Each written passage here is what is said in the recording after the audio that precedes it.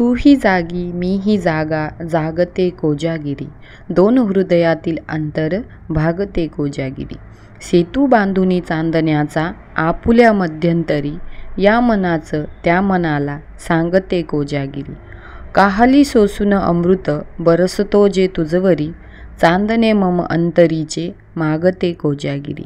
मजवरी रुसता तुला ग तारका हसता अंबरी, काढण्या रुसवा तुझा ग बिलगते कोजागिरी. आसवांचे शुभ मोती आठवांचे नभरू पेरी, माझ्या सवे विरंगती रंगते कोजागिरी. झालो तुझ्या अवघाच मी लुटून या नना हगरी, जाहला सम्राट योगी नित उगवते कोजागिरी.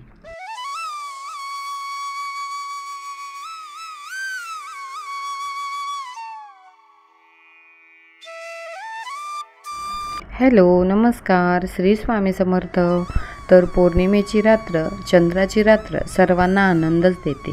अश्विन शुद्ध पौर्णिमा म्हणजे कोजागिरी पौर्णिमा. अशा या रात्री शारदाच्या चांदण्यात लोक आनंदात रमत गमत खेळत जागरण करत असतात. तर त्यांच्यावर देव प्रसन्न होतात. हा उत्सव अश्विन शुद्ध पौर्णिमेला करतात. या दिवशी रात्री 12 ते 12:40 पर्यंत पूजा करायची असते. भगवान इंद्र, चंद्र, लक्ष्मी, कुबेर यांची वर्षातून सेवा करण्याची हीच एकमेव अशी वेळ असते. आणि या दिवशी असं म्हटलं जातं की यावरील देवता पृथ्वीतलावर आशीर्वाद देण्यासाठी येत असतात आणि त्यांना आपण अमृताचाच म्हणजे दुधाचा नैवेद्य दाखवायचा असतो. तर आता मी फक्त इथं मांडणी करून ठेवते. ही पूजा आपल्याला 12च्या नंतर करायची आहे. पण फक्त मांडणी जरी आपण करीत असलो तरी दीप प्रज्वलन करावेच लागते. म्हणजे अग्नीच्या साक्षीनेच आपण सगळ्या गोष्टी करायच्या. म्हणून मी पहिले समई प्रज्वलित करून पूजा करून घेते आणि त्यानंतर मांडणी करते. तर बघा, मांडणी करताना सर्वप्रथम आपल्याला पांढऱ्या वस्त्रावरतीच ही मांडणी करायची आहे. तर इथे मी तांदळाची रास करून घेतली आहे. त्याच्यावरती हळदी कुंकू घातलं आहे आणि यावरती हा कलश ठेवणार आहे. या कलशामध्ये पाणी घेतलं आहे. तर या कलशामध्ये आपण हळदी कुंकू, 1 रुपयाचं नाणं, 1 सुपारी, त्यानंतर तुमच्याकडे दुर्वा असतील तर तुम्ही दुर्वाही घालू शकता, 1 फुलही घालायचं आहे, अक्षदा घालायची आहे आणि त्यानंतर तुमच्याकडे आंब्याची डहाळी असेल तर तुम्ही ती लावू शकता. नसेल तर अशी नागवेलीची पानं असतात ती लावली तरीही चालते. आपल्याला यामध्ये 5 पाने ठेवायची आहे. ही पानं किंवा आंब्याचं डहाळं हे इंद्राचं प्रतीक म्हणून यामध्ये आपण ठेवतो आणि त्या पानांवर 1 फुलही अर्पण केलेलं आहे. तर त्यानंतर आपल्याला चंद्राचीही आज पूजा करायची आहे. म्हणून चंद्राचं प्रतीक म्हणून तांदळाने साईडला भरीव असा चंद्राचा आकार काढून घ्यायचा. त्याच्यानंतर पुढची मांडणी करायची आहे. आता त्यात नागवेलीची अशी जोड पानं म्हणजेच 2 पानं घ्यायची. इथं मी 2-2 अशी 4 पानांची मांडणी केलेली आहे. तर आता आपल्याला त्यावरती सुपाऱ्या मांडायच्या आहे. तर तुम्ही ज्या सुपाऱ्या मांडणार आहेत त्या सुपाऱ्या तुम्ही पुढच्या वर्षी त्यांचा वापर करायचा असतो. म्हणून या सुपाऱ्यांवर नाव लिहायचं किंवा नावाचा पहिला शब्द लिहायचा.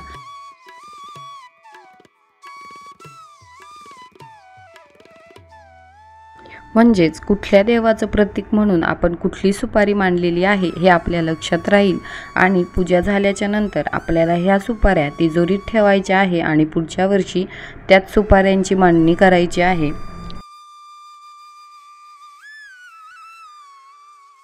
तर सर्वप्रथम गणपतीची स्थापना करायची म्हणजे गणपती बाप्पाच्या नावाची सुपारी ठेवायची आहे.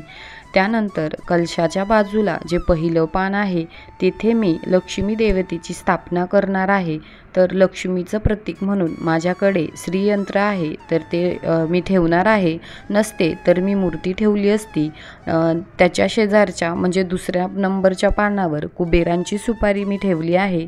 तुमच्याकडे कुबेर यंत्र असेल तर तुम्ही तेही ठेवू शकता किंवा मग मूर्ती असेल तर मूर्तीही ठेवू शकता. आणि नंतर चौथ्या पानावर जिथे मी भगवान विष्णूंची स्थापना केलेली आहे, कारण भगवान विष्णूंच्या सेवेशिवाय लक्ष्मी मातेची सेवा कधीही अपूर्णच असते, म्हणून विष्णूंची सुद्धा मी इथे स्थापना केलेली आहे.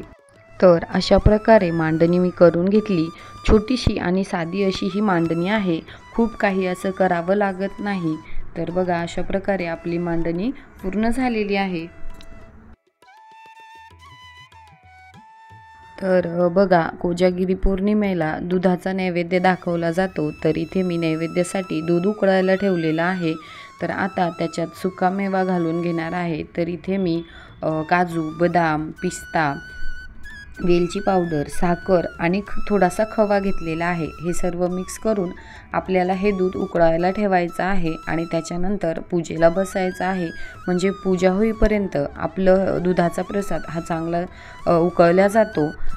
तर बघा इथे मी खवा घेतलेला आहे. खव्याने दुधाला लवकर घट्टपणा येतो, म्हणून मी इथं खवा पण टाकून घेतलेला आहे आणि हे दूध आपल्याला आटवायचं आहे. तर आपल्या आवडीनुसार इथे मी साखर टाकून घेतलेली आहे.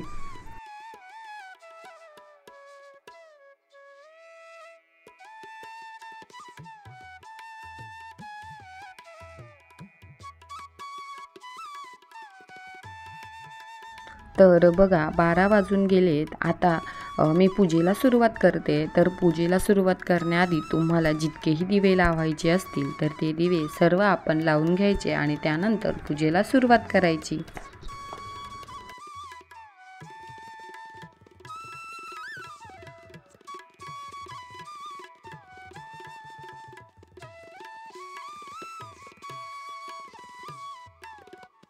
त्यानंतर मी समईची पूजा करून घेतली. तर सुरुवात करताना कुठल्याही पूजेची सुरुवात करताना सुरुवात ही गणेशापासूनच होते. तर पहिले मी गणपती बाप्पांची जी सुपारी ठेवली होती त्यांची पूजा करून घेणार. त्यानंतर आपण ज्या सगळ्या सुपाऱ्या मांडल्या आहे किंवा जिथे देवांची स्थापना केलेली आहे त्यांची संपूर्ण पूजा करून घ्यायची.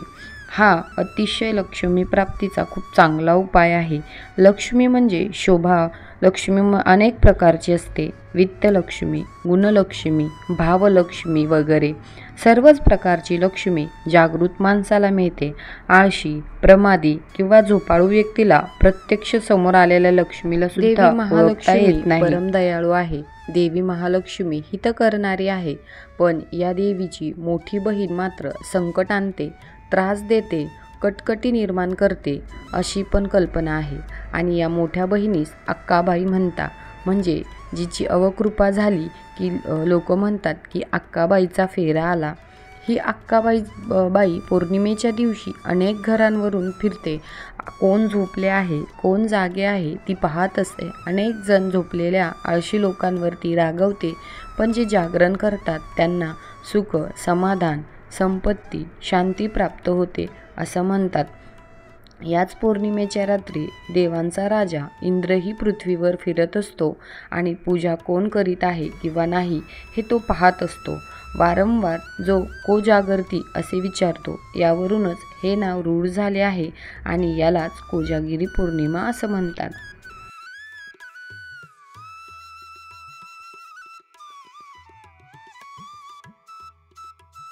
ही पूजा करताना आपण ही प्रार्थना करायची असते.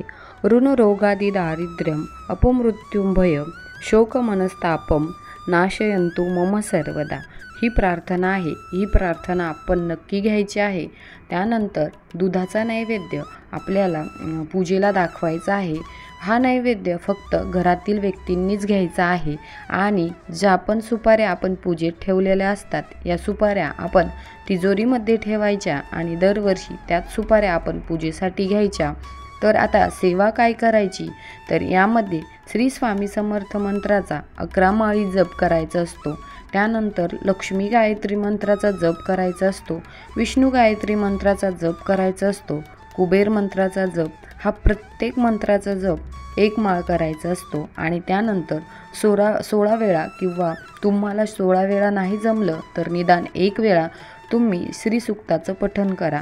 श्री व्यंकटेश स्तोत्राचाही एखादा पाठ करा आणि गीतेचा 15वा अध्याय नक्की वाचायचा आहे. मंत्र बोलायचा आहे. कुबेर मंत्र हा आपल्याला बोलायचा आहे. वासुदेवाय धीमहि तन्नो विष्णु प्रचोदयात्. ओम नारायणाय विद्महे वासुदेवाय धीमहि तन्नो विष्णु प्रचोदयात्. ओम नारायणाय विद्महे वासुदेवाय धीमहि तन्नो विष्णु प्रचोदयात्। महालक्ष्मी विद्महे विष्णुपत्नी च धीमहि तन्नो लक्ष्मी प्रचोदयात्। ओम महालक्ष्मी च विद्महे विष्णुपत्नी च धीमहि तन्नो लक्ष्मी प्रचोदयात्। ओम महालक्ष्मी च विद्महे विष्णुपत्नी च धीमहि तन्नो लक्ष्मी प्रचोदयात्। ओम महालक्ष्मी च विद्महे विष्णुपत्नी च धीमहि तन्नो लक्ष्मी प्रचोदयात्। ओम महालक्ष्मी च विद्महे विष्णुपत्नी च धीमहि तन्नो लक्ष्मी। सर्व सेवा झाल्याच्या नंतर पूजा झाल्याच्या नंतर मी दूध गॅलरीत ठेवलं होतं।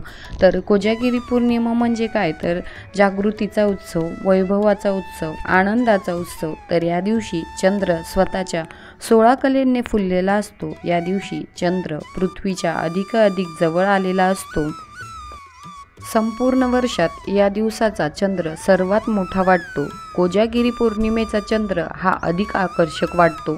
चंद्राचा प्रकाश शांत व शीतलही आहे। एवढेच नाही तर तो उपयोगी व उपकारकही आहे। तर अशी माझी पूजा झालेली आहे आजची। तर ही कोजागिरी पौर्णिमेची पूजा आणि माता लक्ष्मीकडे आणि सगळ्या देवांकडे हीच प्रार्थना आहे की सगळ्यांच्या जीवनामध्ये सुख, समृद्धी, शांती, समाधान या सर्व गोष्टी नेहमी राहू दे। आणि आजचा हा व्हिडिओ तुम्हाला आवडला असेल तर व्हिडिओला लाईक करा, शेअर करा आणि सबस्क्राईब करा। पुन्हा भेटूया अशाच नवीन व्हिडिओमध्ये। तोपर्यंत सर्वांना श्री स्वामी समर्थ।